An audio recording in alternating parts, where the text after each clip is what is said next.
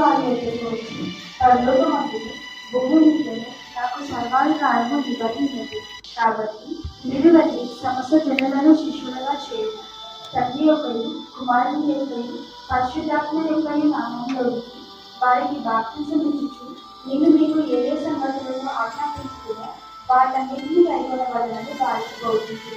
ఇదిగో నేను ఏ సమాప్తి వరకు నిరాకారము మీతో కూడా ఉన్నానని వారితో చెప్పాను. మనమందరం కూడా అపోస్తుల విశ్వాస ప్రమాణాన్ని చదువుకుందాం. అపోస్తుల విశ్వాస ప్రమాణం అంటే ఇది చాలా ప్రాముఖ్యమైనది. కాబట్టి ఈ ప్రమాణాన్ని మనం ఎవరితో చేస్తున్నామంటే మన దేవుడు అయినటువంటి ప్రభువైన యేసుక్రీస్తు వారితో ఇది మనం ప్రమాణం చేస్తున్నాము. అందుకు కాబట్టి మాట ఇస్తున్నాము.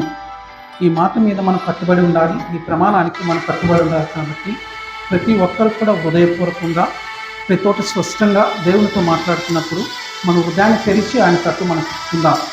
అందరూ కలిసి ఏకాత్మతో దీన్ని చెప్పుకుందాం.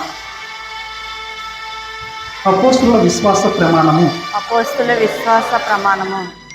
పరలోక భూలోకముల సృష్టికర్తయగు సర్వశక్తి గల తండ్రియగు దేవుని నేను నమ్ముచున్నాను. ఆయన అద్వితీయ కుమారుడును మన ప్రభువైన యేసుక్రీస్తును నమ్ముచున్నాను. ఈయన పరిశుద్ధాత్మ వలన కన్యయగు మరియ గర్భమున ధరింపబడి ఆమెకు పుట్టెను. పొంతి పిలాతు కాలమందు బాధపడి సిలువ వేయబడి చనిపోయి పాతి పెట్టబడి అదృశ్య లోకములోనికి దిగెను. మూడవ దినమున చనిపోయిన వారిలో నుండి తిరిగి లేచి పరలోకమునకెక్కి సర్వశక్తి గల తండ్రి అయిన దేవుని కుడి చేతి వైపున కూర్చుని ఉన్నాడు. సజీవులకును మృతులకును తీర్పు తీర్చుటకు అక్కడ నుండి ఆయన వచ్చును. పరిశుద్ధాత్మ నమ్ముచున్నాను.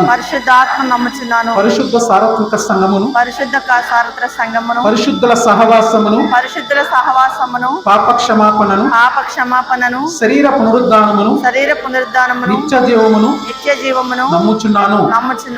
ఆమేన్.